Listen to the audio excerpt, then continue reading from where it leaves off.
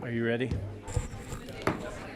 Okay, welcome to the regular scheduled county commission meeting. We're in the commission chambers at September 26th at 11 a.m. of 2022. I'd ask everybody to turn your phones off or put it on silent if you would. We'll start out with prayer from Gabby Blackburn and the pledge from Wendy Long. Heavenly Father, we're grateful that we can be gathered here together. Please bless that we can do what's best for our county. We love you and say these things in Jesus Christ. Amen.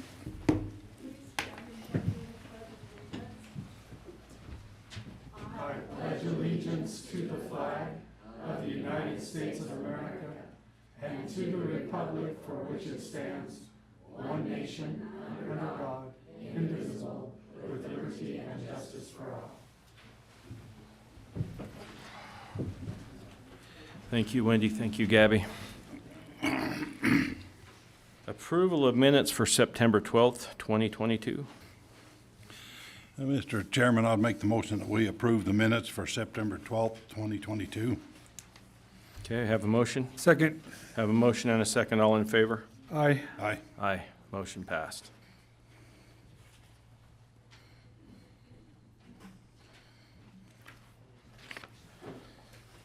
Next item is a report of the warrants and review of counter signatures and certified list of claims.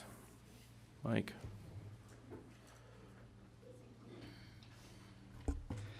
Okay, Commissioners, the first check run is September 19th for $32,663,702.98.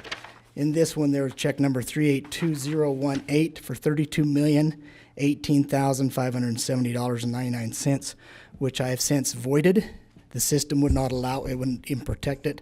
I have done a journal entry on that to transfer those monies into the debt service fund. There was $11,850,000 from capital projects to debt service, $7.1 million from general fund to debt service, $6.6 million from the MBA to debt service, and $6,468,570.99 of ARPA funds that went to general fund. This check would have required the county to liquidate investments to turn around, right around, and put them back in. So the journal entry has been made to facilitate what was trying to be accomplished there. Also, these checks were not created, modified, or deleted in the office. There is also a few other checks on here. Cigna Insurance, $321,000 for the month. There was Holland Equipment for $18,769. Jubb Engineers for $33,701. And a pass-through of grant funds from the SHSP grants to the fire district for $51,999.51. The next check run, and then I'll do all the claims in the same spot. Next check run was printed on September 23rd in the amount of $596,810.12. In that, Commissioners, we made a payment of $337,000 to State Division of Finance. This was a payment on the airport fence and a payment on the airport snowplow. Also included the payment on the rec center of $167,000 and Tri-County Health Department of $77,000. And also, Commissioners, on that one, I want to let you know that we also took down 3 garnishment checks for garnishments that was withheld out of last week's check run that did not make it in the check run, that should have been in the check run. Yeah, we heard about that one. Okay. As far as claims now, we have claims for September 20th. Check number 381944. A lot of these, Commissioners, are the Phenomicon. They didn't sign up for whatever activity they was doing until they got there, so there was no way for Alicia to know what to do for the PO for them. So a lot of these is what this is. This one is Breezy Brushes Face Painting for $27. Check number 381944, $2,725. Next one is check number 381946. This is a settlement agreement that was passed that is going through for $15,000 to Leah Bunnell. The next one is SML Strategic for $2,500, check number 382005. And that one is for the criminal justice system analysis on that one. The BLM, this was for the ATV Jamboree for $1,391.76. Next one is Gold Cross Ambulance did a standby at all the air balloon launches. So check number 382088 to Gold Cross Ambulance for a total of $500. Individually they were under, but when they put the bill all together it was $500. Next one is the Phenomicon. There is multiple checks here. Check number 382035, Russell Accord, $1,085.02. Check number 382046, Erie Bard, $1,179. Next one, 382049, Caleb Bench, $976.50. Check number 382075, Christopher Duncan, $960. Check number 382074, Dragon Security LLC, $30,389.82. 382098, check number, Hollywood Crew Productions, $779.59. Check number 382107, James Keenan, $850. Check number 382116, Ron LeBlanc, $797.75. Check number 382169, UFO Valley Campground, $950. Check number 382166, Two Wise Monkey Entertainment, $876.08. Check number 382162, Travis Taylor, $1,539. Check number 382148 to Slaughterhouse Collective, $508.33. Check number 382139, Rebecca Foster Company, $1,800. And check number 382193 to Thomas Winterton, $3,457.32. That is all the claims, Commissioners.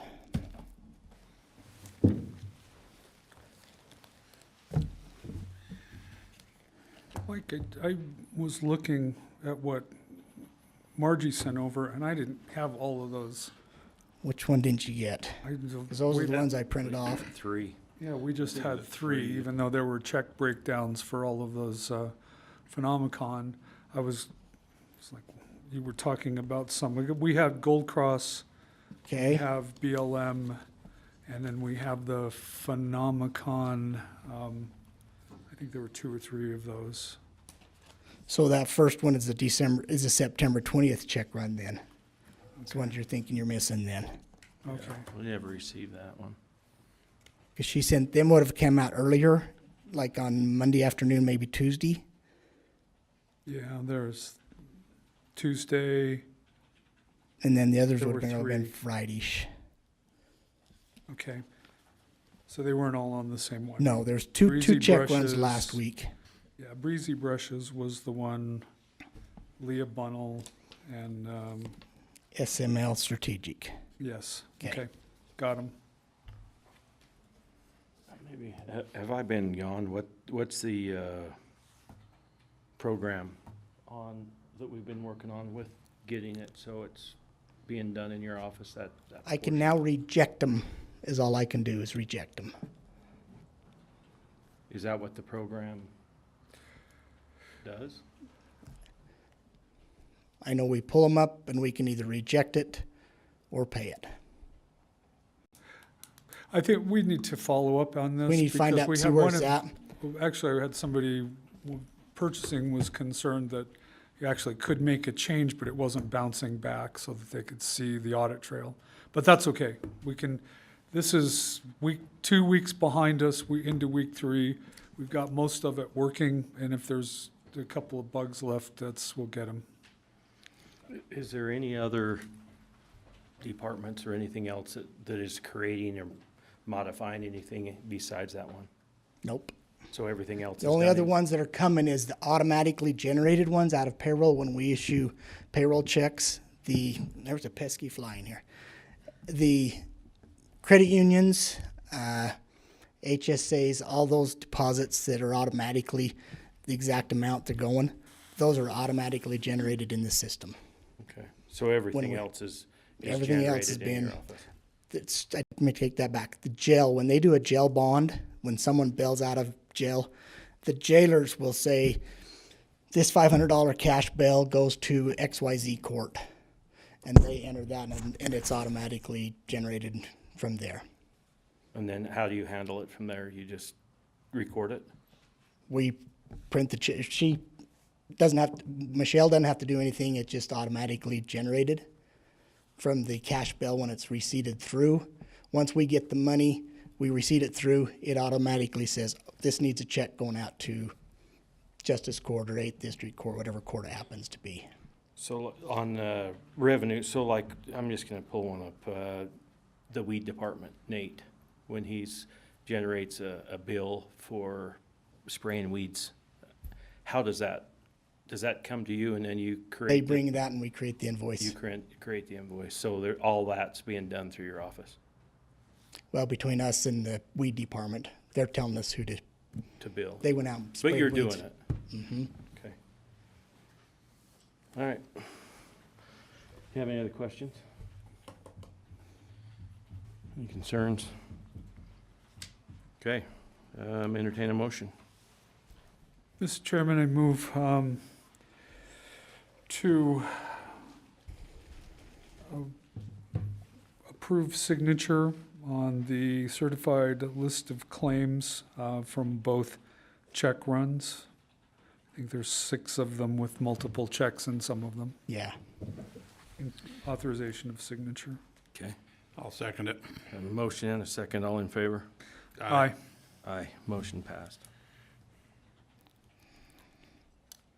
Next thing is cemetery certificates. Several this week, Commissioners. First one, Mazer Cemetery, William John Kremen III and Laurie Kremen, Lot 798, spaces 2 and 3.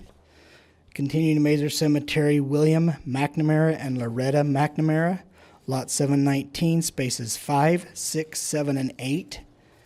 Moving to the Rock Point Cemetery, Phase 2, David Ray Beers, Block 336, Lot D, spaces 27 and 28. Remaining Rock Point Cemetery, Phase 2, Stephen Lowell Gray and Charlene Gray, Block 335, Lot D, spaces 23 and 24. Continuing Rock Point Cemetery, Phase 2, Janelle Smewen Kirkland, Block 335, Lot A, space 24. Moving to Vernal Memorial Park, Donovan Caps, Block H, 130, Lot 3, space 8. That's all of them. Okay. Entertain a motion. I'd make a motion that we approve the cemetery certificates as they have been presented. Okay. Second. Have a motion and a second, all in favor? Aye. Aye, motion passed. Tax matters, Wendy? Barbara, tax matters? Business licenses. Really? There won't be have any, we don't have meeting for 2 weeks, so.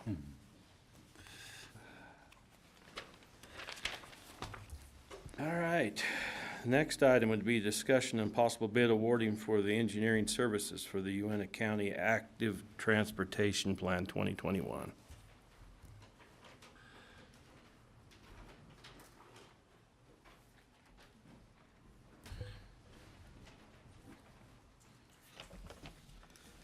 Commissioners, August 29th, we opened a bid. We received one bid from Sunrise Engineering, and it's recommended at this time the bid be awarded to them.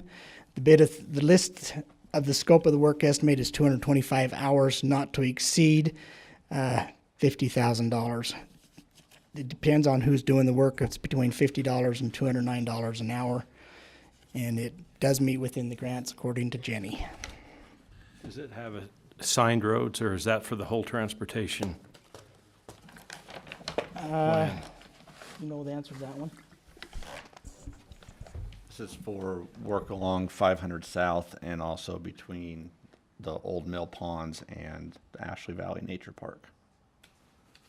So we have some other issues that we need to address, and so I'm wanting to, Ashley Creek Trail and 500 South Trail is the one they're talking on this one. can we add to this contract for like Independence Depends Road? on, how was it bid out? Was it just for these two? Yeah, it was just for these two projects. Yeah, so we'd Oh, be, it was we'd be just for these stuck on two? that. Because that's all the scope of work that's covered in the grant, so that this is tied directly to the grant. Oh, yeah, you're supposed to stand up to the mic and state your name. Jenny Bird, Purchasing and Grants. The RFP only had 2 projects listed, Okay. and those 2 projects are tied to our TPA grant that we received last year. So Okay. that's a limited scope of work. All right, sounds good, thank you. So, So at We this have a point, we're just contract? awarding the bid, and then she has the contract. okay, so I need a motion. Mr. Chairman, I move to approve the awarding of the bid for the engineering services for the Uintah County Active Transportation Plan 2021 to Sunrise Engineering as presented with a not to exceed of $50,000, Okay. including authorization of signature. Okay, Okay. I'll second it. Have a motion and a second. Any further discussion? All in favor? Aye. Aye. Aye. Motion passed. So does that take care of the active transportation plan contract then, or do we? you I'm have that presenting the presented? contract. Okay, So Jenny Bird, Purchasing and Grants. This goes along with the bid award. So the contract is for the active transportation plan, and this is for the 2 projects that we just described, the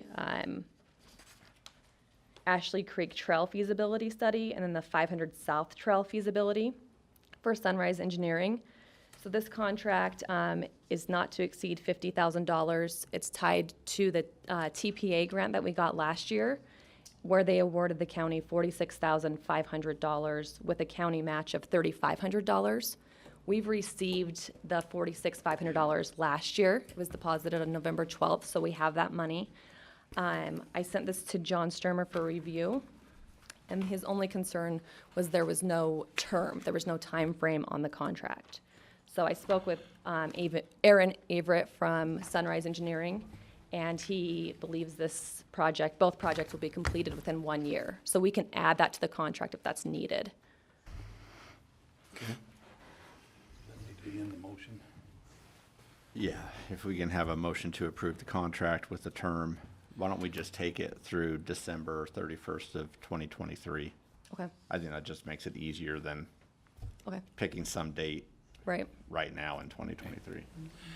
And just to add to that, our grant is a 5-year grant, so that gives us plenty of time. Yeah, we have plenty of time there, but it would be nice to know when the deliverables are gonna be Right. provided to the county.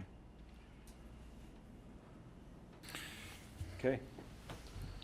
Any questions? Yep, I'm good. Okay, entertain a motion. I'd like to make a motion, Mr. Chairman, to approve the active transportation plant contract with Sunrise Engineering for the Ashley Creek and the 500 South corridors or roads, I guess, and to approve the TPA grant of $46,500 with the county match of $3,500, which this work will be completed with Sunrise by December 31st, 2023. That get everything? Okay. Have a motion. Second. Have a motion and a second. Any further discussion? Questions? Seeing none, all in favor? Aye. Aye. Aye. Motion passed. Thank you. Next item is resolution number 926-2022R1, Secure Rural Schools Funding Allocation. Yes, Commissioners, we received an email last week from Mark Smith with the State of Utah Division of Finance. We haven't had to do this for several years. They followed under the old code.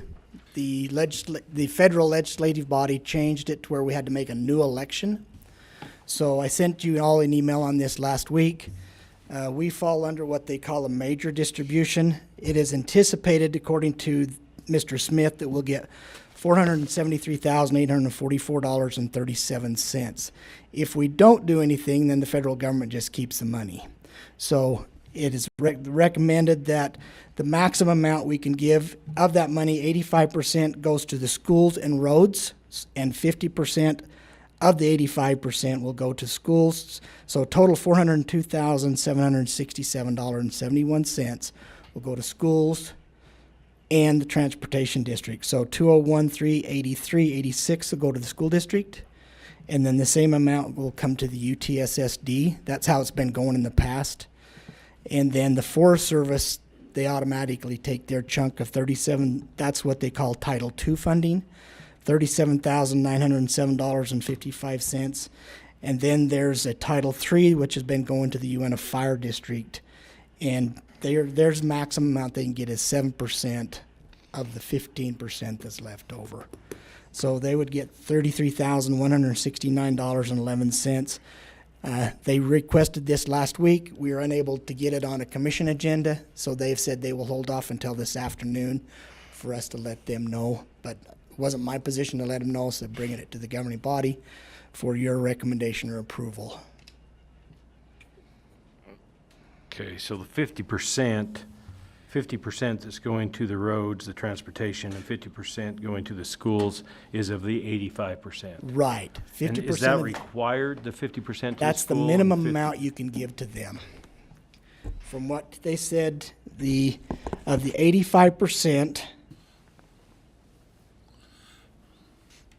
50% goes to the school and 50% goes to a local transportation district. Yeah, but that's not by statute.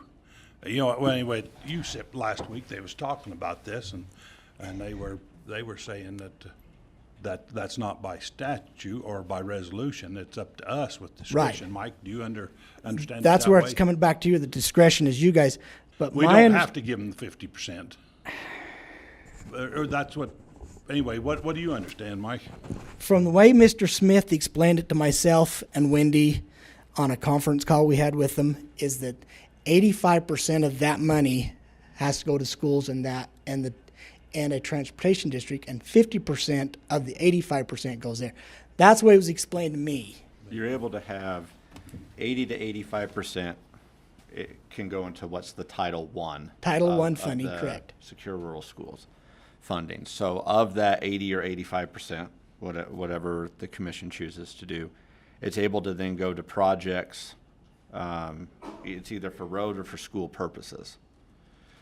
So, and then in looking at it this morning, it does look like the SRS funds would offset your PILT. That's why we can't get it. That's why we haven't been keeping it. We've been giving it to the schools district.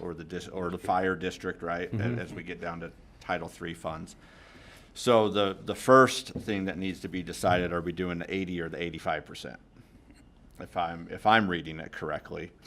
And then once we decide that, then there's either 15 or 20% left over, and the Firewise programs going to fire districts can only be up to 7%.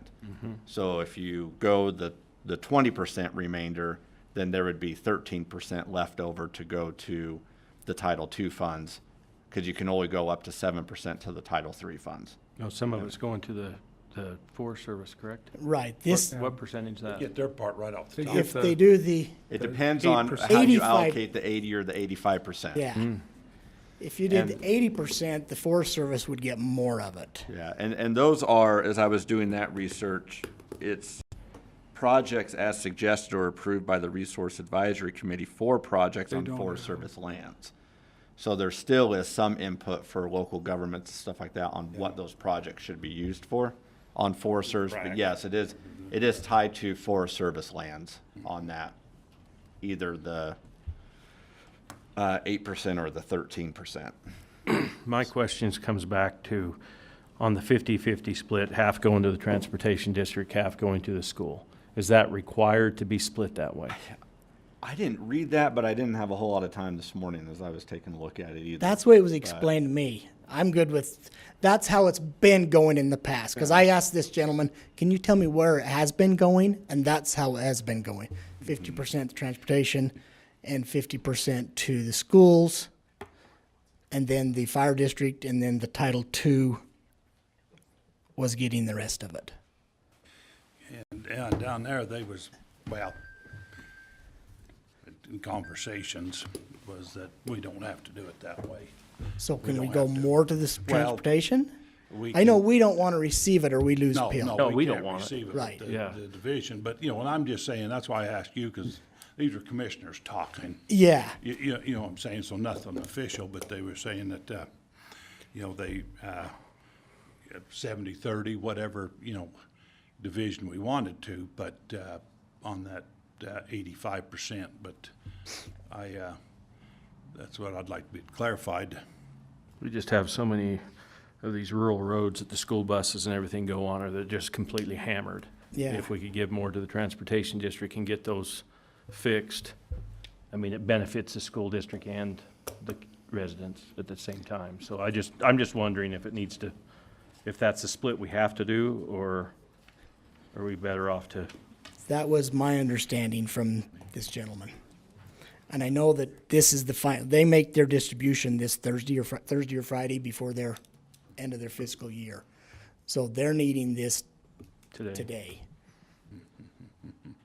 If you want You to didn't see that, did you? table this till later, let John, that was the way it's Yeah, explained to me. I can dig through it while we're going through the rest of the agenda to see if I can see how that's supposed to be split up in the Title I funds. The rest of it is, yeah, so you need to decide, one, are you gonna do 80 or 85%? Well, it sounds like to me Then that we have a 85 question of how do we 85. wanna split that 85 up? Yeah, and that'd be the question. And then I the had. rest of it, then the math is just set because the fire district can only receive 7%. And that's why I went 85, because if you did 80%, then the Forest Service would be receiving more. They'd be from 13% rather than 8%. No, I'm all about the 85 and the Forest Yeah, Service and and I'm with you. Just, that's the way it's explained to me, is that 50% schools, 50% to the Yeah. transportation. And they were, And I'm fine with the 50-50. I'm just wondering if that was how it was set up, or if that well, I, was just what's happened.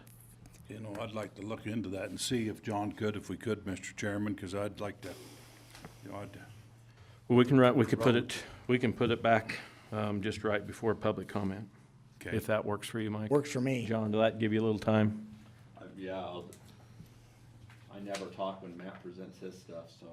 Okay. All right. Thanks, Mike. Should have time to look at it a little bit. So we'll move that discussion to the, right above public comment. So here we are. Discussion and approval of Appendix A, revision number 10. Mr. I'd like to table that one. We talked about it on Monday, and there were concerns that came up, and then we didn't have a chance to revisit it. Okay. So it is, as policy, it is something that I think the commission ought to look a little deeper into. So I'd like to put that off till the next meeting. Okay, that'll be 3 weeks. We can table that.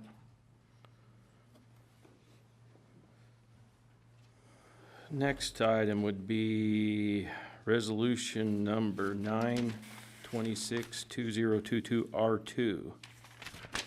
Resolution of appointment of the Uintah County representative and alternate representative for the Utah County indemnity pools. That's for our insurance, correct? Liability insurance? Liability So covers. this is our USEP representative voting member. This comes up every year. Currently, it is, Michael Wilkins is our representative voting member, and I'm the alternate. No, No, I think it's, you're the, It's Oh, is me. it Bill? Oh, sorry. Oh. Oh, I'm sorry, we forgot. I was looking at a previous one, and I thought it said Mike. All right, so Bill is our voting member, and I'm the alternate. So for this resolution, we just need to appoint a voting member and an alternate for the meeting on November 16th. That will be in St. George. And then an alternate. So we can get this sent off. Okay. I'll open for nominations or a motion. And, okay, Mr. Chairman, I'd like to make a motion that we put Tanya as the voting representative, if we could, of that. Okay, who's the alternate? Well, I can be the alternate if we need to, but I'd hate to put that in my own motion. You can. Okay, and I'll be in the alternate. Okay, I have a motion. Second. Have a motion and a second. All in favor? Aye. Aye. Aye. Motion passed. Okay, thank you.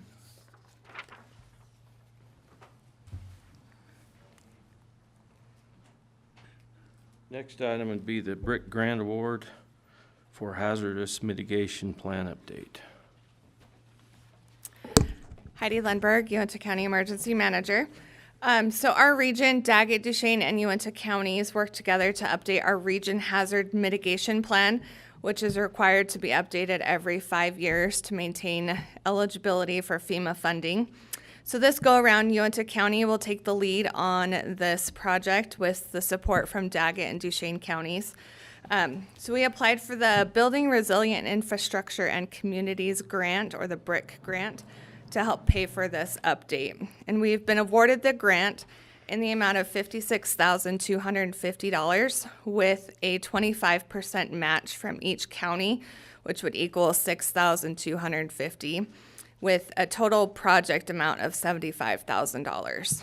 So I'm asking for your approval and appropriate signatures.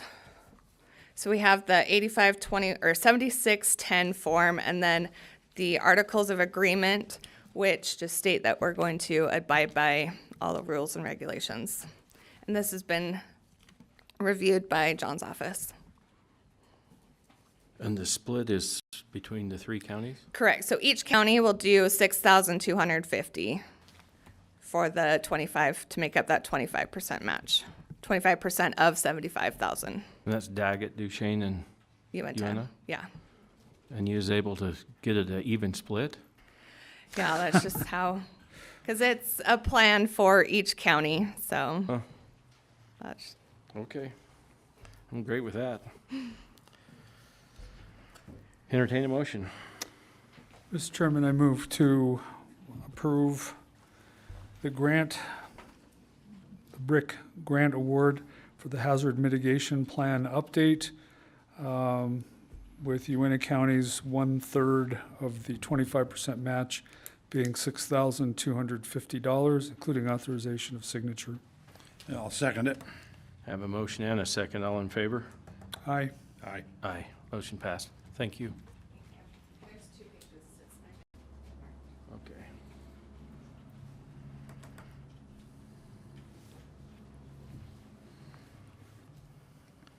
Let's see. The next item is presenting the idea of livestock show during the county fair in 2023. Cindy Birchell, how are you doing? Good, how are you? Good. Good morning. You just state your name for the record. Yes, I'm Cindy Birchell. I feel like I should state my title, but I'm with the state of Utah, so that doesn't really matter here. It does, state it. Contract grant analyst for the state of Utah. Today I'm just here talking about livestock shows. We have a lot of youth in our area who are very, very interested in showing livestock, and we have an amazing Uintah Basin Junior Livestock Show here in Vernal already. However, a lot of our youth don't have a chance to just show during the county fair. I believe that there was a show started which Mandy Long runs that was originally started for the county fair, but it's an open jackpot show, and it's also in June because the fair dates have jumped around a little bit in the past years. So we would like just a show for just Uintah County youth, I'm not here officially asking for any funds at this time. I believe there are some funds that are earmarked for livestock show through the county fair committee. May ask for those later. At this time, I'm just asking for your support to start working towards a county fair show. I do have a lot of volunteers that are offering to help, and we had at our Uintah Basin Junior Livestock Show, which is held the first week in June every year, we had 132 exhibitors that were just Uintah County kids. Following that, there are other open shows throughout the state, including the State Fair and Farron and other shows like that, lesser number of Uintah County kids attend, but there were still about 75 or 80 youth who attend those other open shows. So I don't think it would be a huge show, but I think for the first year or two, getting our feet wet, that we could really have some fun with that. Okay. Well, I think it's a great idea Well, myself. I think the fair would be tickled to death to have, we're lacking in animals down there as far as what you expect from a county fair. Yes. And you say this would be for the Uintah County youth only? Is Yes. that what it'd be? And kind of do a round robin jackpot or something like that? Yes, Yeah, I must don't have- believe that the local businesses could stand another sale. Yeah, So we would yeah. not have a sale. It would just be a jackpot show type. Yeah. And then the kids could go on and show and sell at the state fair if they would choose to do that. Or they could, Yeah. run over to the sale barns, so. I think it's a great idea. They would, just comments would be we could incorporate some chickens and rabbits into it too. We or could not. definitely do that. You know what I'm saying? It just adds to the fair experience. Make it a variety, yes. You know what I'm saying down there, and I did snoop And, around during the county fair this year and noticed that the barn in the back of the main arena, indoor arena, was empty, and then the lamb and goat barn across the parking lot, which has horses off and on, but it was mostly empty, and so I really think that we could fit. I think it's a great idea, and I think be a tremendous ad for the fair. Thank you. The people that's there, it's just my opinion. Okay. I was gonna make Melanie come up and tell us what she thinks, but She very she's well shaking her could. head no. I do have the support of the extension office and the extension agents. They're ready to jump on board and help as well. Okay. I think it's a great idea. Thank you. So, sounds good. Okay, thank you very much. Appreciate Thank it. Next item is a contract with CIVICPLUS County Code. John, is that you? Mike? Yeah, it's with the. So it's a, Oh, okay. Should we? it's just move a, that? it's pretty simple. It's our renewal with MuniCode. CIVICPLUS is the parent company of MuniCode. I didn't notice anything as far as changes in how much we were paying on it. My recommendation is we stay with MuniCode right now. So if we want to do that renewal agreement, I think we're ready to go. I can look it up though, unless, Wendy, can you bring that up real quick? I just can't remember the dollar amount off the top of my head. Sorry, I'm looking at SRS stuff too. See which one it is?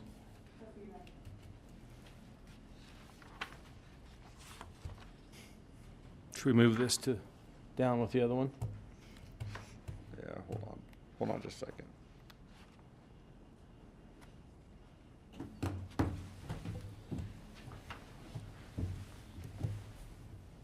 Okay, so it's $3,705. I don't know how that compares to what we're currently paying. But MuniCode is there. I'm not aware of any problems that any of our offices have had with MuniCode. They keep us pretty well organized with our county code. So I would suggest that we, or advise that you all approve this How much was the renewal amount again? agreement. $3,705 For what term? for each year. So is this a, Perfect. It's just the annual recurring supplement services. The, It pays for our full-service supplementation subscription, 1-year annual fee discount, online supplementation for ordinance received on a monthly basis, and then they print the supplementation will begin as ordinance is received. We get printed copies and freight included, one in color printing, but it's our code. It's yeah, not really it was in with color. Muni Code, and they swapped to CIVICPLUS. And so they've sent out this new agreement, and they want an annual fee rather than just paying.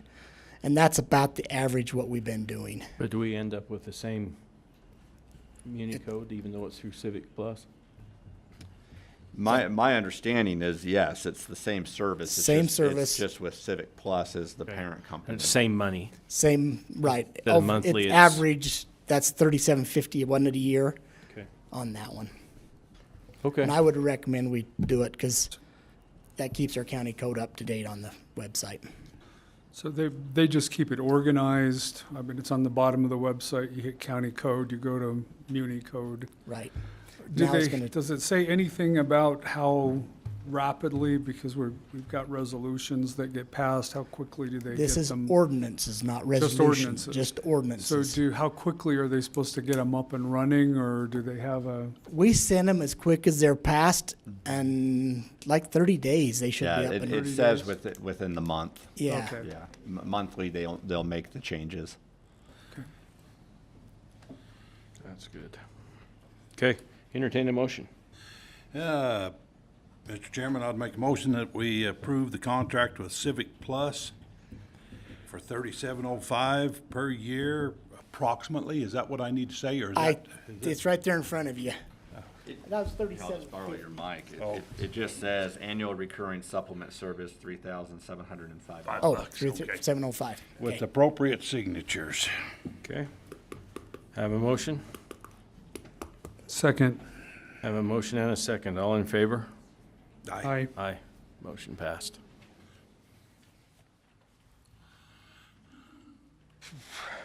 Mike, did you get an answer? Or John, do you? I did, but I wanted to see what you found. Okay. All right, we'll just keep it where it was then. All right, Matt, you have a whole list of stuff. So we'll start out with the subdivision with Sharon Angus requesting a final plot approval for Phase 2 of the Silverleaf Cove subdivision, located at 1052 South Vernal Avenue, serial number 55535. Okay, Matt Kazir with Community Development. So this is Phase 2 of the Silverleaf Cove subdivision. And the reason it's addressed off of Vernal Avenue is because the original parent parcel was addressed off of Vernal Avenue, went all the way out to Vernal Avenue. And as it was a remainder, the address just stayed the same as the parent parcel. Anyway, the property is located off of Vernal Avenue, and the current street is 1015 South, and it goes back into Phase 1, which is here on the north side of the property.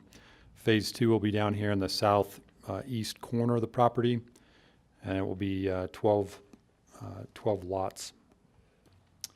So half of what they have for the what would be Phase 3. Let's see. So this has been an ongoing project for quite a little while, and Planning Commission has approved the preliminary plat, the design and engineering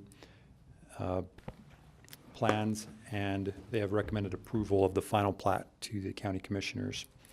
If you go out there now, you can see that most of the improvements are completed. And so they've either been completed or paid for, other than the sidewalks. And so the only thing that we're waiting on now is an escrow agreement with advanced title. That's currently with the county attorney's office for review. But since the meetings were canceled for the next couple of weeks, she wanted to get on the agenda and get approval with that. So any approvals should be subject to that escrow agreement being approved and the funds being deposited. That escrow agreement would consist of the 2 winter season warranty, which is 10% of the total costs of the improvements, and then some money for the sidewalks. Because they're wanting to install the sidewalks with each home that's built, so that they don't have to replace sidewalk that gets broken and stuff with the construction equipment. Let's see here. This is the plat for phase 2. So you can see phase 1's up here on the north side, and the road's been extended. If you go out there now, the road's actually been extended all the way through even the next phase, but they're just wanting to get these 12 approved in this phase. And so that's what we've got on this one. Okay. You have any questions? Any comments? What was the vote in planning commission? It was a unanimous vote. Okay. Entertain a motion.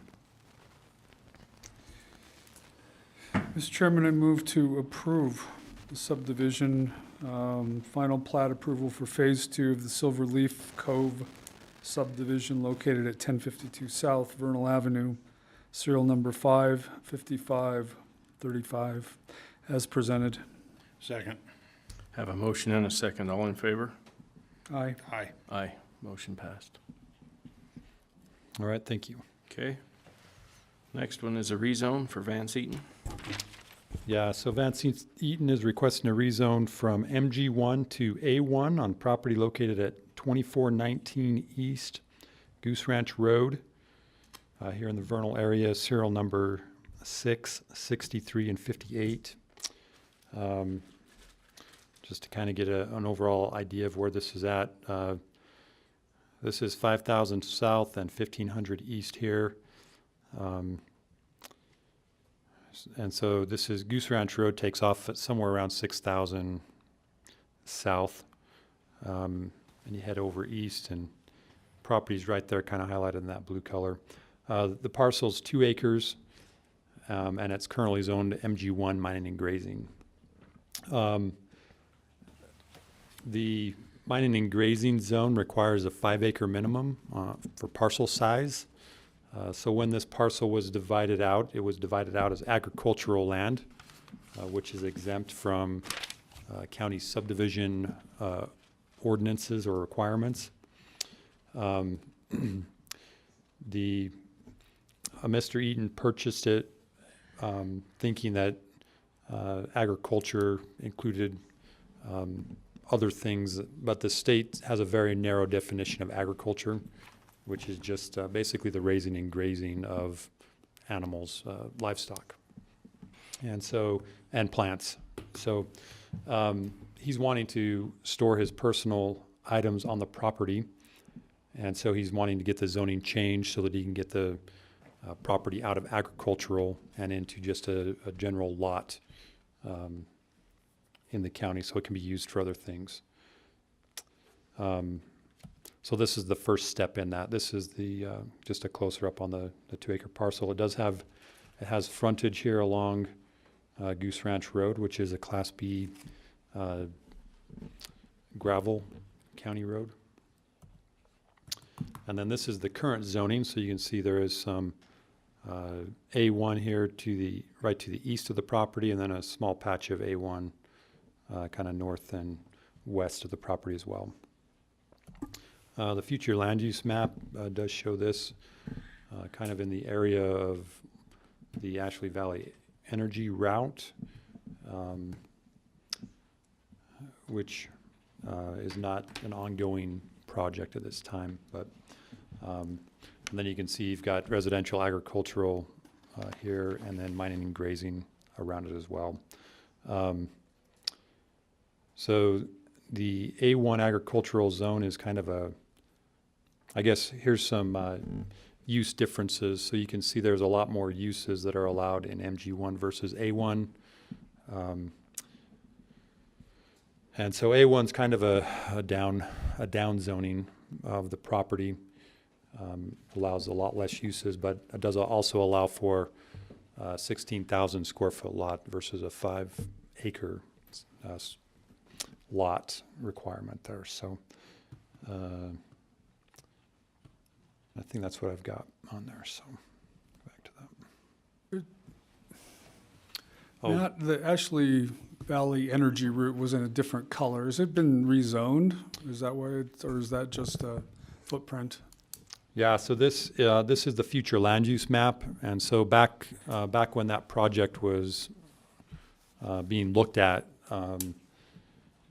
the county was looking at a zoning that would accommodate somewhere between commercial and industrial, maybe a combination of the two zones to accommodate for the heavy truck traffic that'd be going out there, things that would allow for truck stops and things like that, but not for your general commercial stuff that people wanted people to be coming downtown for, rather than bypassing downtown. So that was kind of the plan for that big swath there So along the you said between two, so that's not an official zone or? Right, it's not an official zone. The county never added any kind of zoning to their zoning map. So what is the that would allow for that. underlying zone? MG? So it'd be MG1, yeah. Okay.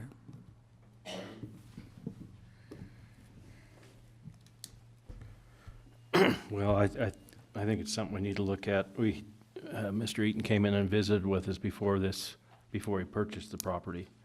And I don't know if there was some miscommunication on the deal or what it was, but it was, he moved forward off of conversations that we had.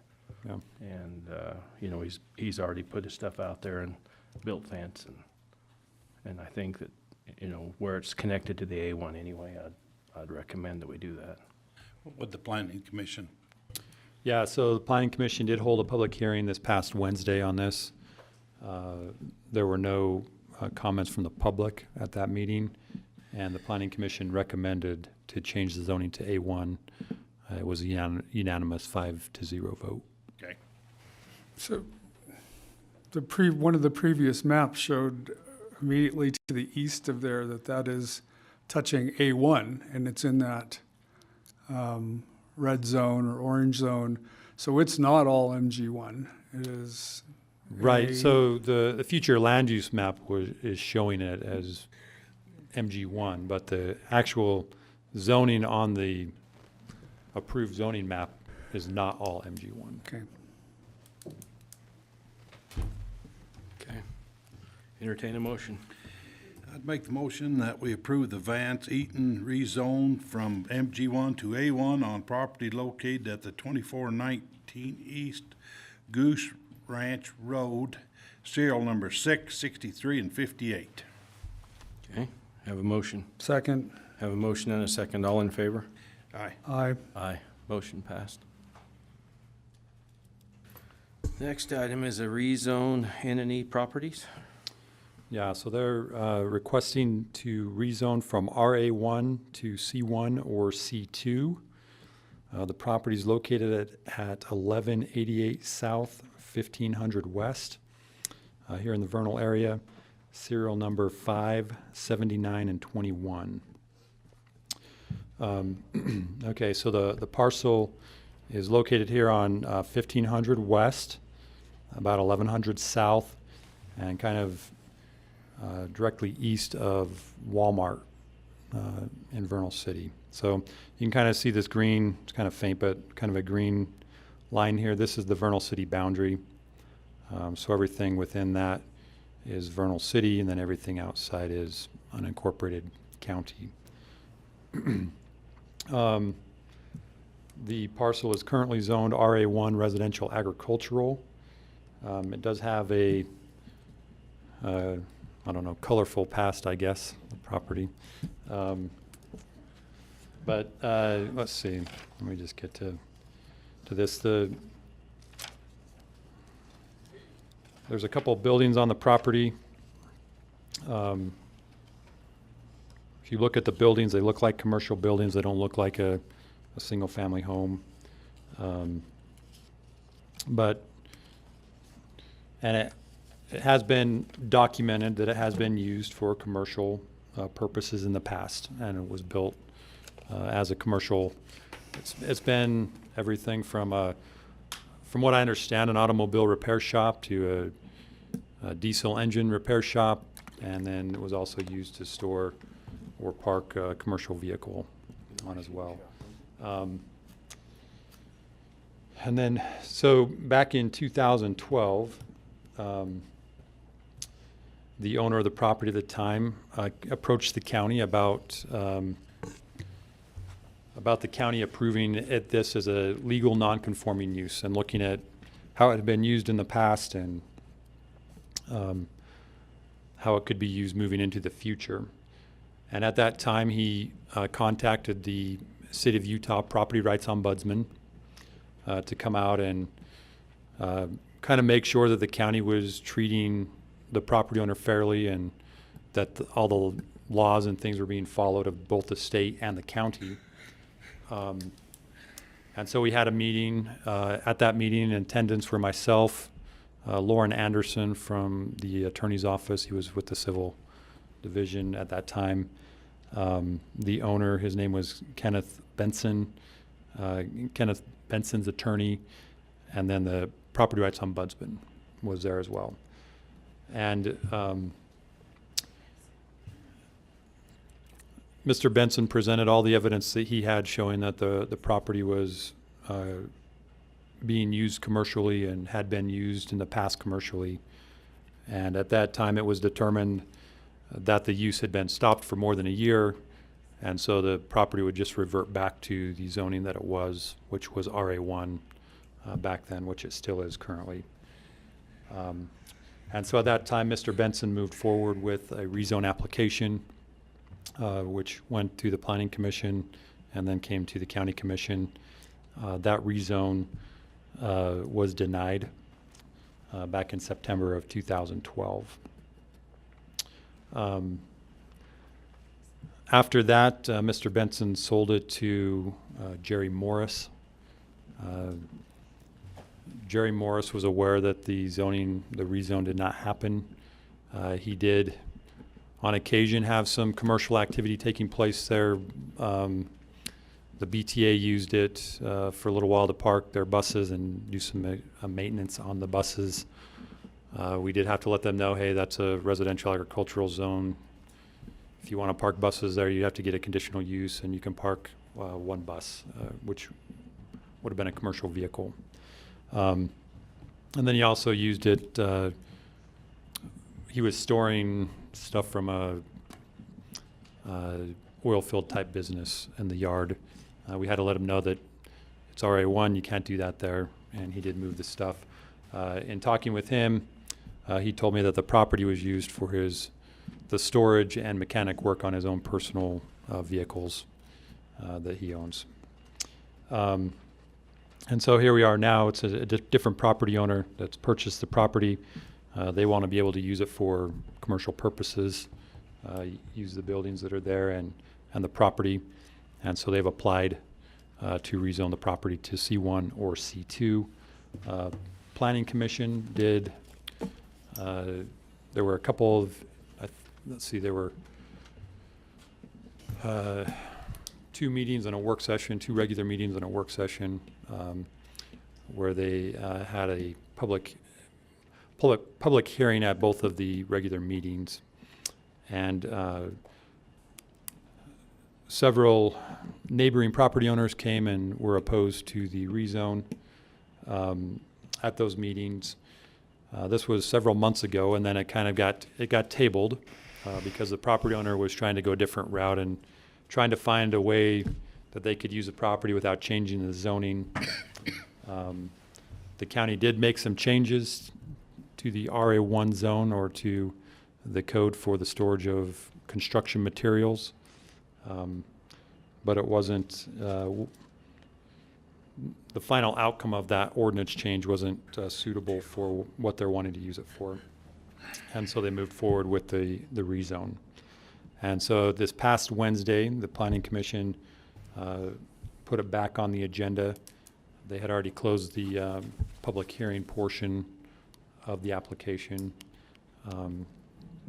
And so they didn't take any other public comment at that meeting. And at that meeting, they did recommend approval to C2 commercial. It was a 3-to-1 vote on that. Those in favor stated that the property had been used in the past as commercial and that they felt like those buildings were commercial buildings and they felt like it should be able to be used commercially. Those that were opposed because it had not been used commercially in a while, and they were worried about some of the uses that would be allowed to happen there if it were changed to a commercial zone. So it opens up a lot of different uses there. So that's kind of a background, just some additional information here. This is the future land use map, so you can kind of see this is the parcel. It falls in the area of moderate density residential, which is equivalent to our current R1 zone, which is a residential zone. The closest commercial area on the future land use map is down in the area of 1500 South and Highway 40. And that's approximately 3,780 feet away. The nearest actual zoned commercial is Roofing World here to the north, these couple parcels here. Part of that is zoned C1 and another part is zoned C2, and that's about 1,200 feet away, or 0.45 miles driving on the road. And then the nearest commercial in Vernal City is about 940 feet to the west of this, and that's the Walmart property there. And that's just kind of giving you of other commercial stuff that's in the area. And then here's a kind of, and I know it's really hard to see there, but it just shows you the uses that are different between the zones. The current RA1 zone, these are the uses that are different from C1 and C2. You can see C1 has the longest list, but C2 includes all of these things that are in C1 with the addition of these other things here. Things like automobile impound facility, automobile repair shop, commercial repair of farming equipment, light manufacturing, meat processing plants, outdoor storage, and recycling center. In addition to the other stuff in C1, which C1 is a lot of your retail, office type stuff. And I think that's all I've got on this, unless there's questions. We visited about this earlier. Did you tell me it has been taxed as commercial the whole time? That's what the applicant presented at the Planning Commission meeting, and that's been my understanding. Even that was some of the evidence that Mr. Benson was using as well, that it had been taxed commercially for so long. But taxing, the way I understand it, and I guess She just ran out. She's like, I'm out of here. My understanding is that they assess a tax, and unless the property owner disputes that it's not being used for commercial, they just keep that assessment on there. And then when they go out to reassess if it's still being used commercial, they keep it on there. So, but back in 2012, that wasn't enough evidence to show that it had been used commercially. They couldn't show that it had been used commercially, even though it was being taxed commercially.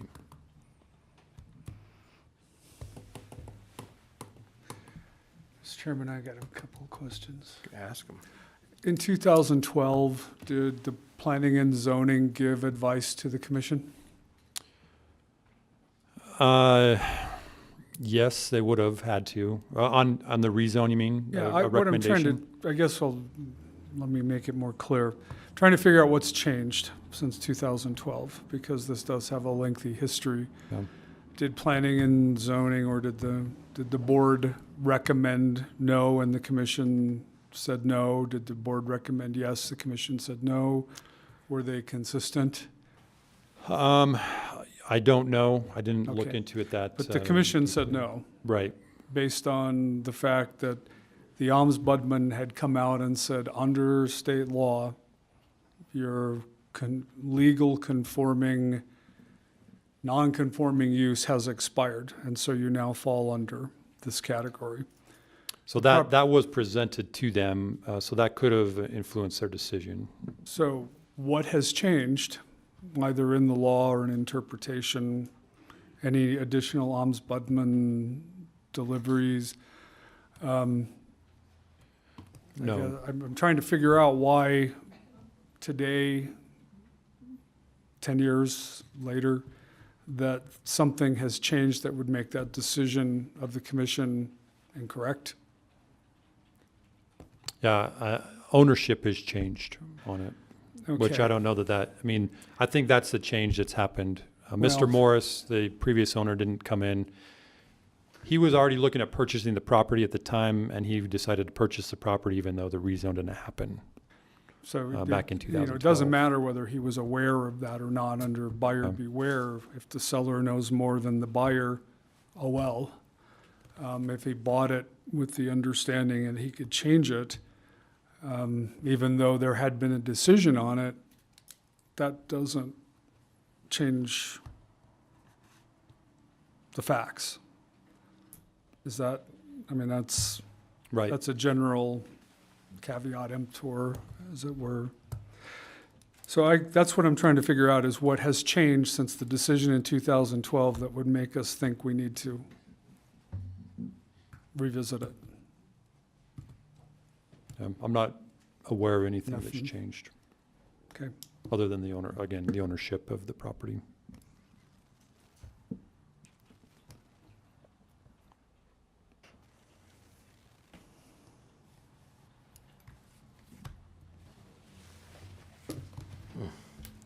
Just kind of hoping Barbara would get back. What was the vote on it? What was the vote on that? So the planning commission recommendation was a 3-to-1 vote. 3-1 in favor of In favor of C1 or C2. 2? C2? Yeah. What were the public comments? Why were it sounded like there was opposition. What was the opposition? Yeah, so a lot of the opposition revolved around what could happen there if the zone was changed to C2, because it opens up a lot of different uses which could increase traffic and noise and other nuisances. And there are, I mean, you can see here that there are properties directly adjacent, which this property was broke out of this property several years ago. And you've got this here, the residence just to the north, and then residences across the street as well. So their main concern was what could happen if it was changed. The different uses that are allowed in those zones could be not suitable or not be good neighbors with residential.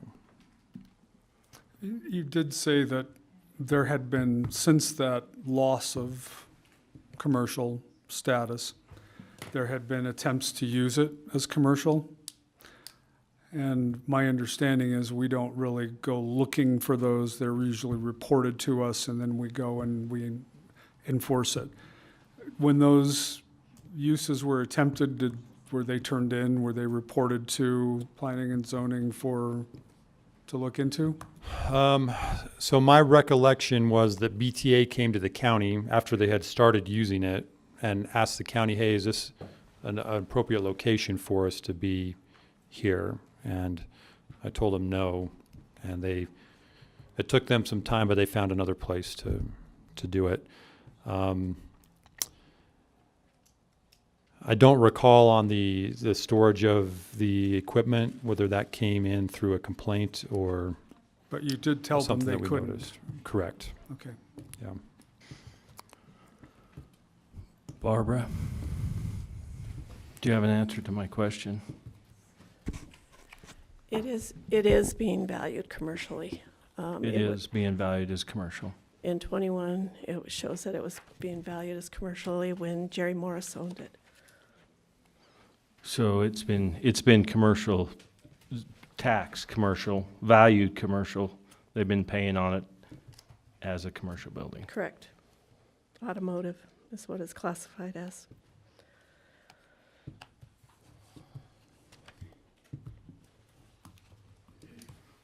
I've been trying to be consistent on these since was elected, and trying to stay with. I would never allow a commercial building to be built in a residential zone like this. I mean, that would be, to me, that wouldn't be. I mean, I wouldn't want one behind my house. But on that same token, it's been an established business. That's been there before. Matt, what did you say? It was there before zoning even was in effect?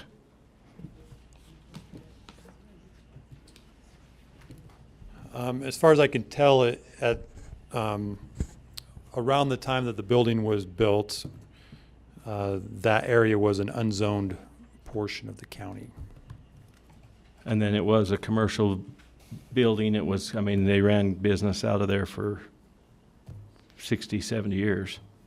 Yeah, from what we could tell, they ran a business out there for a long time, but there were several years where a business wasn't being ran out of that location, and that's why the legal non-conforming use couldn't be granted back in 2012. So just down the road, just a little bit, is an old dairy. So if those folks wanted to open that dairy back up, what would be the process? An old dairy. So we'd have to look and see if a dairy would be allowed in the A1 zone. If it was, they could open it back up. If it wasn't, they wouldn't be. They would have to change the zoning, either to a different zone or change the requirements of the A1 zone to allow for a dairy.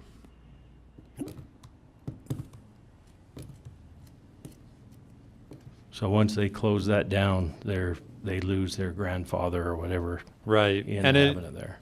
And it's even more than that, because let's say at one time this was an automotive repair shop, and they were, they had a lot of vehicles coming in and out of there, and the zoning changed on them, and the use was minimized.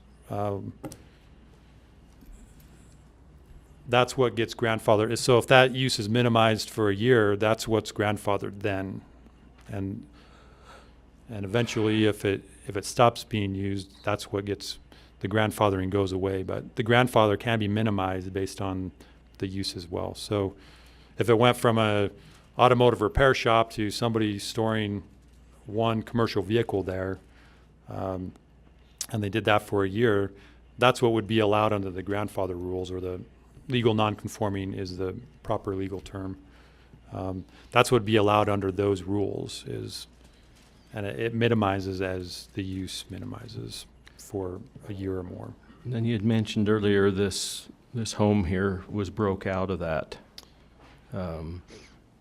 piece of ground. Yes. So that shop and the ground was owned by the folks that built that home, or? So I don't know exactly when the home was built and how it all worked, and there was a partnership in business, and that's why the properties got split, and that's why Mr. Benson ended up with this parcel. That's my understanding of what happened. And that's why the property split was because of a partnership in a business. But the county, I mean, if somebody comes in to split property, it doesn't matter whether it's a legal non-conforming use or not. If they meet the requirements of the zone, the county is going to approve that division of property either way.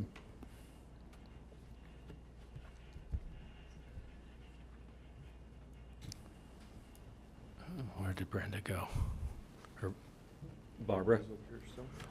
What's the difference on taxes if that was zoned? I mean, if that was charged out as a commercial, what are they paying different than if it wasn't a commercial property?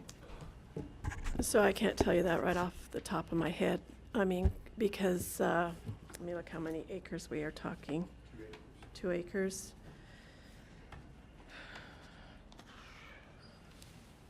It would probably be less as far as the land goes, but the buildings would probably be about the same. I can't say that it'll be that much difference, but I could go and recalculate it if. No, I'm just wondering. Because you'd have your first acre as the buildable lot, and then you would have your overage on the second acre. Okay.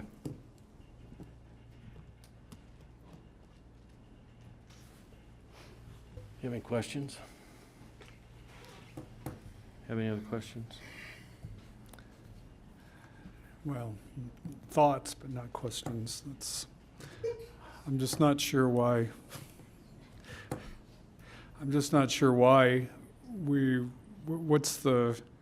What causes the assessor's office to determine that a property is commercial when the zone is not?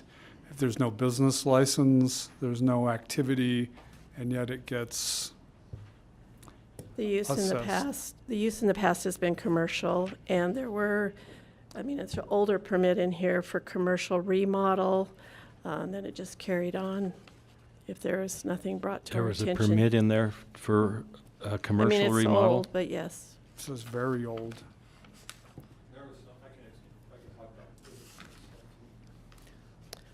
And so it would just continue on unless we had been notified. And when my commercial appraiser goes out, he looks at it, and he took pictures of it. It was vacant at the time. How long ago was it that they, Steve reappraised, or my commercial appraiser reappraised it in '21. in '21, and it was still done as a commercial building? Correct.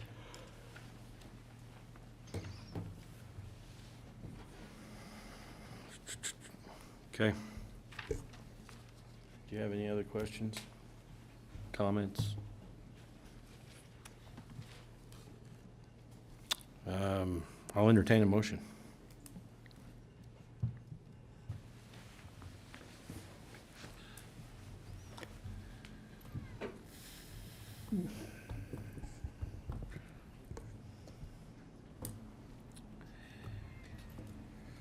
Mr. Chairman, I move to deny the rezone for property located at 1188 South 1500 West, serial number 57921, from RA1 to C1 or C2. I'll second it. We have a motion and a second. Any further discussion? The only discussion I'd like to say is on this, I would say the same thing again, is on, if it was a new building, I would say no. But this has been a commercial building in the valley. It's ran businesses out of it. They bought it with the tax evaluation, say it's commercial property. And, you know, I think maybe we have a little problem inside if we're having people pay commercial rate, and it's saying that if it's not being used. And out of our own mouth, we said that we'd change them if they're not being used, and it still hasn't been changed. In 2021, it was still assessed as commercial. So with that comment, I'll put it up. Do you have any comments? Put it up for a vote. Nay. Nay. Aye. Okay. Any other motions? Mr. Chairman, I'd like to make a motion to approve the N&E properties for the rezone from a RA1 to a C2 on the property located at 1188 South 1500 West, serial number 57921. Okay, I have a motion? question real quick. Which is C2 more restrictive or less restrictive? So C2 is less restrictive. So it's a more uses are allowed in the C2 than in the C1. C1 is more restrictive. More restrictive, yes, in uses. And the planning commission approved it to a C2, correct? They recommended to C2, yes. I thought they said C1 or C2. So the request from the applicant was C1 or C2. Planning commission recommended to C2.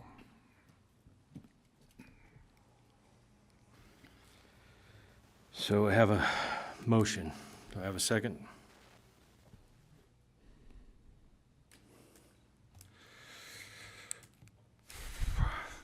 C2 is less restrictive, No, more. more restrictive. No. No. It allows Less. more impactful activities. Has more Then, impactful activities. No, I don't have a second. Okay. Want to modify your motion? How about if we, if they said they'd accept a C1, make a modification to my motion to approve it to a C1 instead of a C2? Does that make any help at all? Okay. I have a motion. Do I have a second? Can you put the C1, C2 back up there?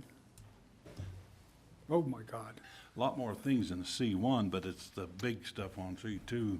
Well, C2 also allows for all the stuff in C1 plus these other things. Oh, okay. Yeah, I understand. Okay.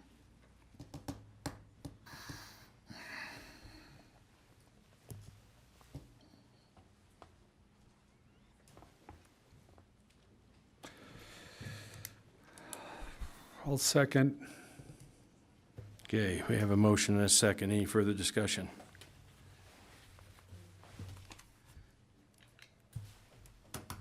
Seeing none. All in favor? Aye. Aye.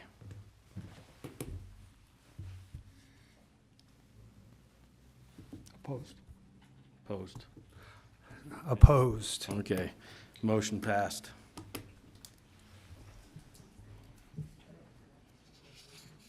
All right.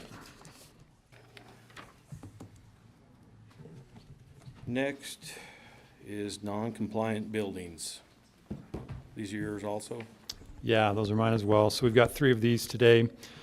All 3 of them we're requesting authorization to record a certificate of non-compliant building or structure.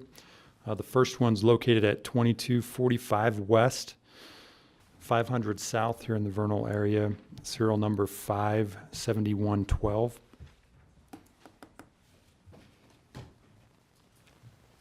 What was the planning commission's recommendation on that one, or did you say that? So these don't go to the planning commission.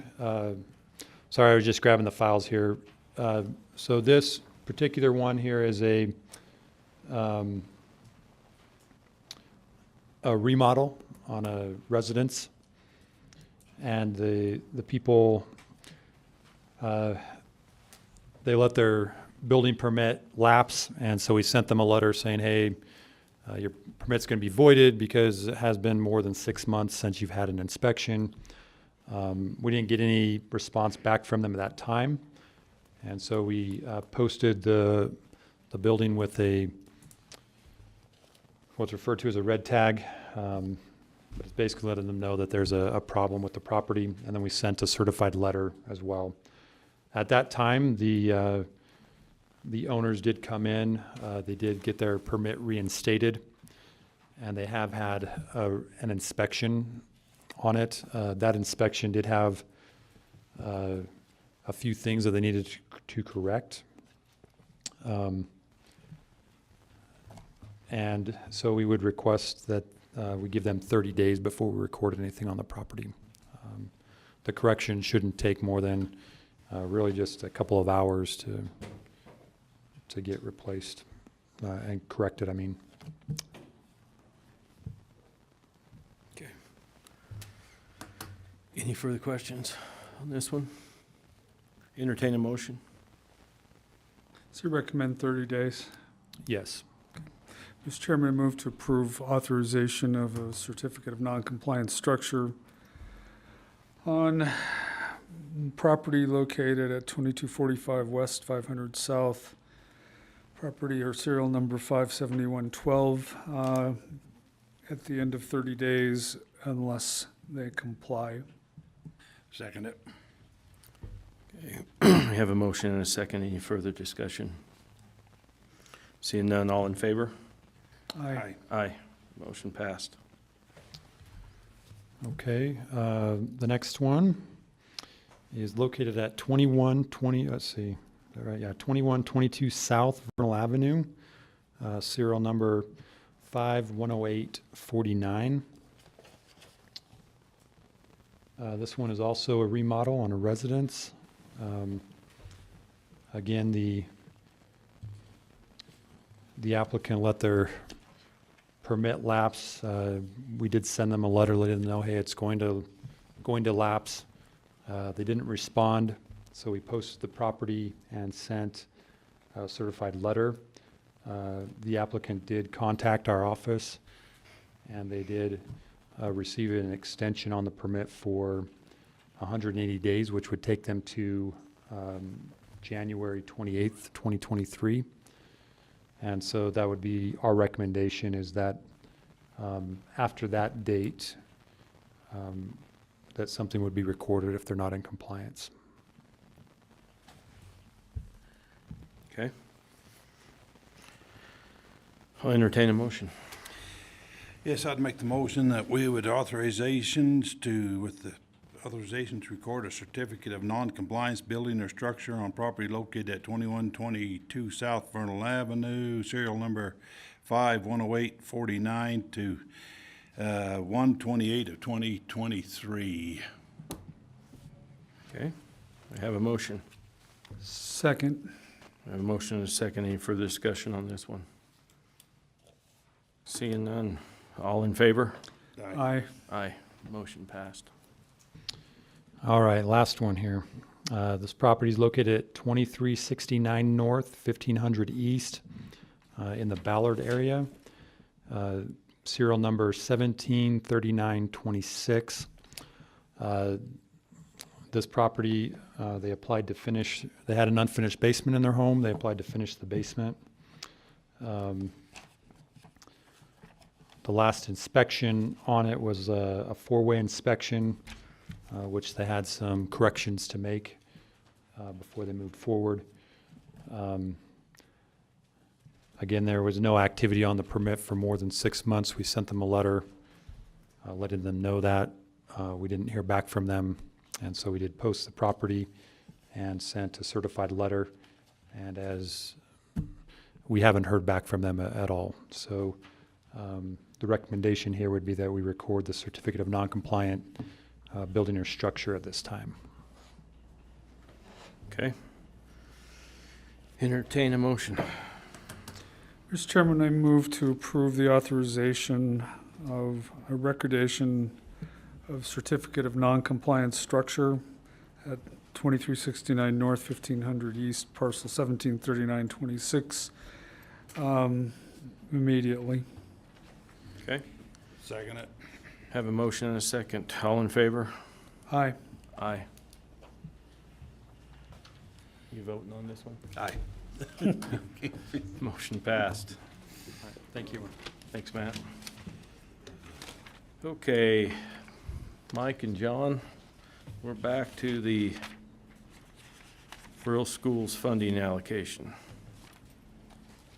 Yeah, so commissioners, I was able to take a look at this through the meeting. It looks like the discretion of the county commission is actually fairly limited in this allocation.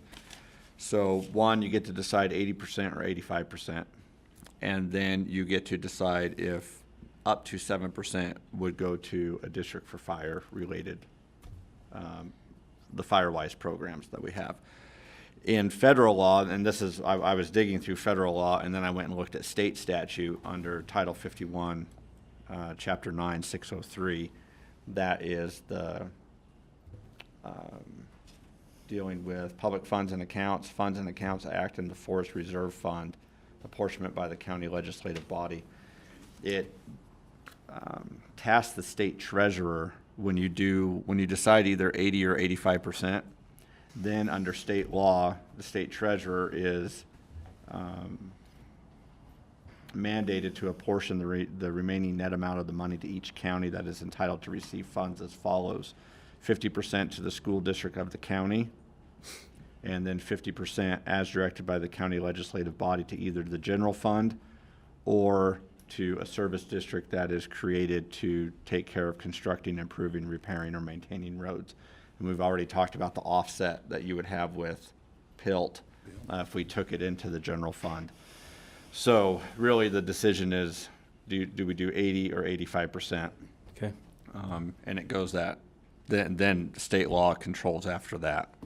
So if the county is already, it sounded like from the discussion that you're already wanting to do the 85%, so then 50% would be the Uintah School District, and then the other 50% was a point I wanted to raise where the county commission has created SSD number 1. To then assume those responsibilities, would it make more sense to have that money be sent to SSD number 1 rather than the transportation district? It'd just be one more set of funds that would have to be transferred over when we get to the dissolution time of the transportation district. So the way I have the draft resolution written is the fiscal year 2022 SRS fund shall be allocated as follows: Title I, 85%, 50% to the Uintah School District, 50% to the Special Service District number 1. Title II, 8%, projects as suggested or approved by the Resource Advisory Committee for projects on Forest Service lands. Title III, 7%, Uintah Fire Suppression Special Service District. And then Section 2, the chair is authorized to execute all documents to effectuate this allocation. That's how our motion should read. I just have that in the draft resolution. But is that similar to what you found? That's basically what he said. Every county's doing 50%. He thinks it's not just a coincidence, that it's. I think it's that reading. statute that I just read Yeah. where it goes to the state treasurer shall allocate 50-50. Okay. Yeah, I make that as a motion, what John just read, I'll take that as a motion. As a resolution. as a Is it resolution. Adopting A the motion to resolution. approve the resolution. Right. Oh, yeah, you have a resolution number right there. I'll make a motion to approve the resolution number 09262022R1. As John has presented in the allocations, if you want me to go over them again, if I got them down correctly. You can't just say as As presented. As presented. Okay. Have a motion. Second. We have a motion and a second. Any further discussion? Seeing none. All in favor? Aye. Aye. Thanks, John. Thanks, Mike, for digging into that. Okay, now we are to public comment. We'll take 10 minutes, 3 minutes apiece if we could, please. And Sonia gets to go first. She's wanted to go for 3 weeks. Thank you. Yes, Sonia Norton. I just wanted to make a few comments when you were talking about defeasing the GO bond on the safety complex. I tried to do my homework, and I talked to both the budget officer and to the clerk auditor and the sheriff. And what I found is that the sheriff said there was not enough information yet to know what they would have, what kind of agreement they would be able to get with the federal government for federal prisoners. I asked him about number of inmates, guarantee, if there would be a guarantee, how much we would be compensated, you know, those type of things. And he said he doesn't have enough information yet to move forward on anything that way. Also, I felt that the cost of doing an escrow, I didn't think you would need to do an escrow. I was questioning that because I felt that you could maybe put the money in a restricted fund at the county, and then it would still be under the control of the county instead of accruing costs to create and maintain the escrow. Also, when the clerk auditor said he was telling me there wasn't enough money and the budget officer was telling me there was, and it was a difference in opinion for projected revenue. And so I just felt like I wouldn't want to take that risk. If one said there wasn't, one said there was, I just wouldn't take the risk. And since we are in such uncertain times with inflation and high interest rates, if we do have to borrow money, that's another reason I wouldn't want to take that risk. We would be borrowing at a higher rate, I would guess, than we have on the GO bond. I think you said it was at 2.66 at the time when you were talking about that. I just didn't think it was necessary to spend taxpayer money to create an escrow and maintain an escrow when we could do it in-house. And I wasn't sure the reason that you would need to do it right now.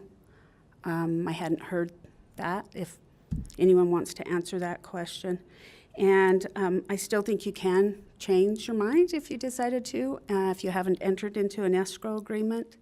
And I would love to see that, because I think we will be responsible. Whatever commission comes next, have faith and trust that they will do the right thing. And to me, it kind of looks like this doesn't trust a future commission to do the right thing. And I just wouldn't want to take the risk with taxpayer money. The other thing I wanted to bring up was, John, when you just did this last item, putting the money on the resolution into the SSD1, I know it's created, but the transportation district hasn't been dissolved yet. Wouldn't that need to go into the transportation district until it's dissolved or absorbed into SSD1? That was just my question on that. Yeah, so we're in it's a good question, and I'll answer that if it's all right, Mr. Chair, in a public comment period. Since we're in the transition period, I've been requesting that if the districts, those three districts that are impacted by that decision, so you have recreation, impact mitigation, which has a dissolution date coming up in a couple weeks, and then also transportation.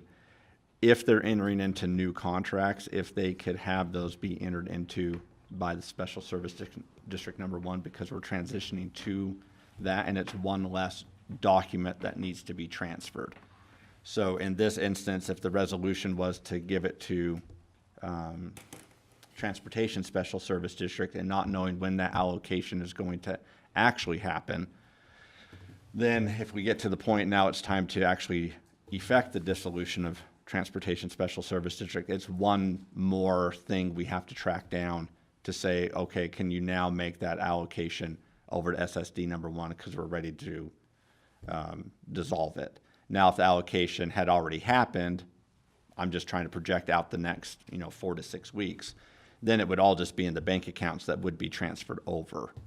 But I'm just trying to tie up as many loose ends as there are that we would have to track down to then effectuate the action that was taken months and months and months ago to dissolve these three districts and have one district. So that's the reason I made that recommendation. Okay. It's just one less email, one less letter, one less whatever we would have to send. I understand that. I think it's a tough one. We're in a transition period, so that is difficult. I was just looking at it as saying it's still transportation, so I would think it would have to go into transportation, but I don't know when that will go in and when it may be absorbed by SSD1. So I just had that question. Yep. No, it's Thank you. Great question. Thank you. Come on up.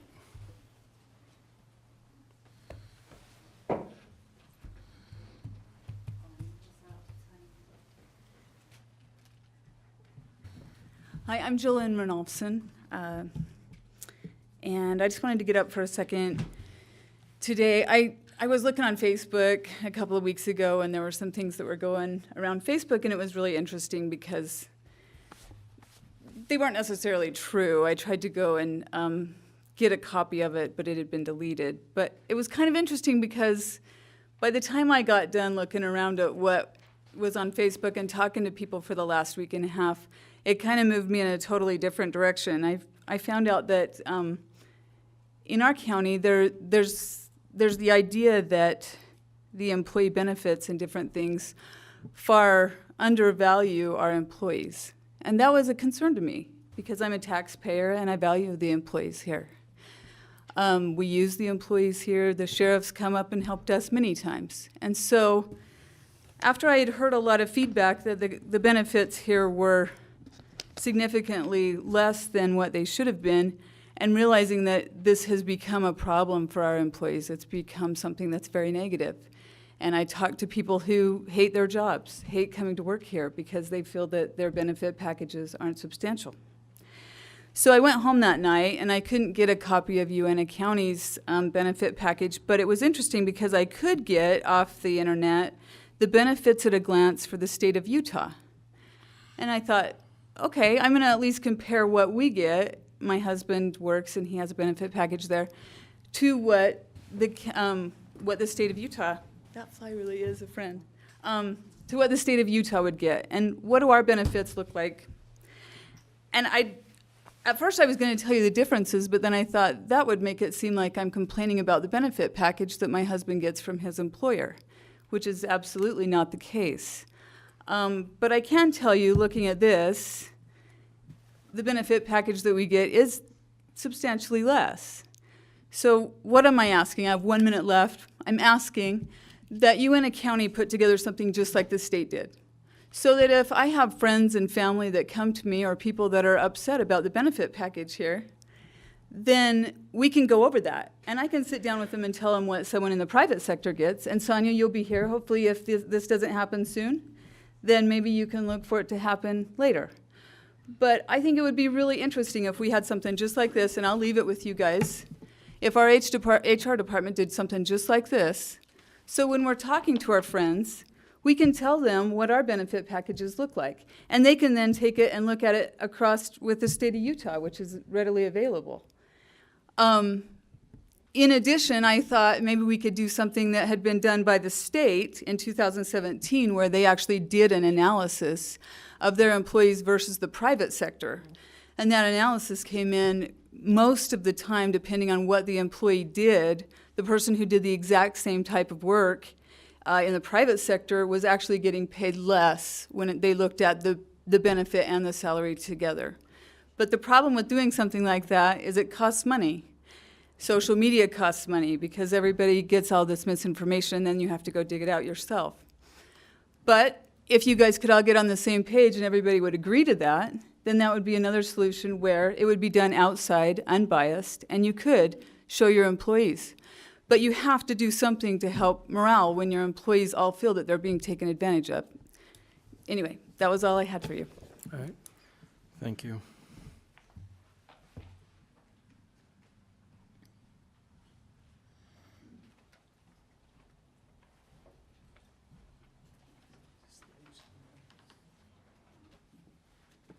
Whoops.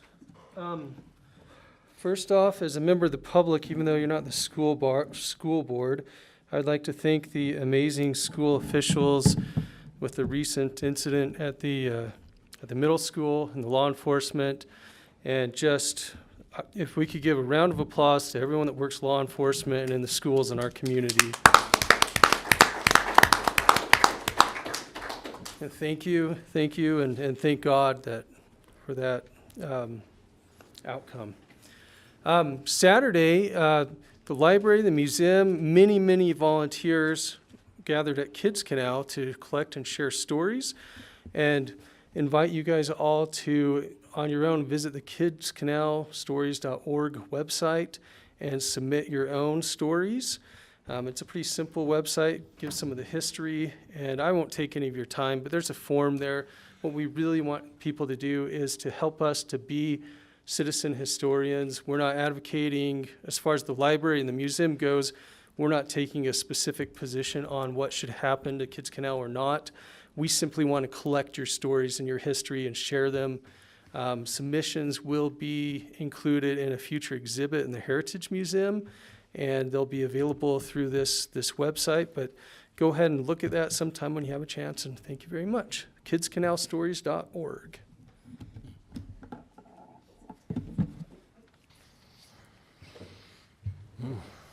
Thanks, Sam. Thanks, Sam. Appreciate that. And 10 minutes up. 10 minutes are done. I think there's 1 minute left. I want Dan to come talk about the drag strip for a minute. He participated on it. You got 1 minute. 1 minute, I can do that. So Dan Dillsaver, we've had a soft opening 2 Sundays ago, and this last Sunday we had a little bit more of a firmer soft opening. I think everything went exceptionally well. I don't know exactly what the car count was. I'm going to guess probably somewhere between 50 and 60 cars. The track is fabulous. There's a lot of things that were designed to take advantage of some of the natural topography out there. When you stage up is where before you race, it's a slight downhill, which makes staging, getting your car positioned very, very easy. We have electronic clocks that measure down to 3 decimal points.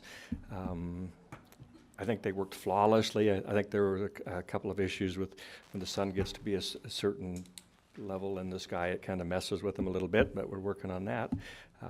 I think there was a lot of support, lots of different types of vehicles, cars, diesel trucks. I think everyone had a good time. I didn't hear any complaints. So my kudos to the county for supporting that and making that happen. There was I have no idea how many hours of donated labor and time and materials that have been put into that, but there's one gentleman that I'd like to call out in particular, Bo Ellis.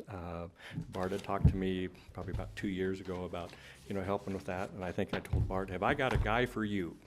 And Bo is what made that happen as far as the putting that together and contacting people from out of state. Again, I think he had at least 2,000 hours of sleepless nights. So, well, thank you again. Dan, can you relate to those volunteers? I know there's a ton of them, but it's my word, I have been so impressed. And I think this is how community projects are supposed to work. I am so impressed with the volunteers and how it's been taken over. We provide a catalyst for them and some help to get them started. Then I think that the organizations need to take them over, keep them up and running. I don't know if the words take them over, but my word, the volunteers out there, that the public involvement, being in that, Dan, we can't thank them enough. We couldn't afford to do it without it. Right. Yeah. Just to give you an idea of one of the donated labor time consuming projects was, I think it was EP that donated the string of 4.5-inch casing that we used for the guardrail. So there's 2,000 feet of guardrail casing on each side of that. They're 4 rows high, and there are posts every 10 feet. All of that was engineered and put together and welded by donated people. And I spent quite a little bit of time out there doing that. There was time, we'd start early, we'd start at like 6, and we'd usually stop about 2 o'clock. Nobody talked, nobody did everything, just work. So, and everybody who helped in that, thank them a bunch if you happen to know who they are. I'd like to take a chance just to recognize Derek out there that's, been over that complex, and the employees, and they've took it to heart what I've seen. Oh, yeah. Been so and all the, what it was. the county employees that helped with that. It's just absolutely amazing. That's All one of the finest departments helped facilities out there a I've little here seen. and there, and it's been great. But thank you, Dan, and everybody. Sorry to call you out. I seen that opening on, I think it was on Facebook page or something. Yeah. And it was just nice to see the volunteers that's put all that time into it. And Bo has been, he's worked his guts Just so you out know, for 2 that years. car count was not representative of what we expected at all. That was almost by invitation only. We put that out, I think, 1 or 2 days before the event actually happened, because we weren't sure exactly how well the weather was one thing, but just so it was great. So if you get a chance, come on out. That particular deal, I think it cost $20 if you rent your car, and the spectators were free and stuff. So we had a lot of people come and go, and I've heard no Food trailers, Oh, yeah. it was Yeah. good. Okay, So, well, thank you. Thank you. Okay, we have a need for closed session today. If I could get a motion. Mr. Chairman, I move we recess into closed session for the purpose of discussing pending or imminent litigation, and upon completion of that discussion, return to open session and adjourn. You just doing it here? Okay. I'll second it. Have a motion and a second. All in favor? Aye. Aye.